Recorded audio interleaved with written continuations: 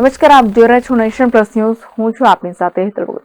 છોટાઉદેપુર નગરપાલિકાના પ્રમુખ, ઉપપ્રમુખ, કારોબારી અધ્યક્ષ સહિતના સભ્યોએ ગાંધીનગર ખાતે ધારાસભ્યની આગેવાનીમાં રાજ્યના મુખ્યમંત્રી સાથે મુલાકાત કરી હતી.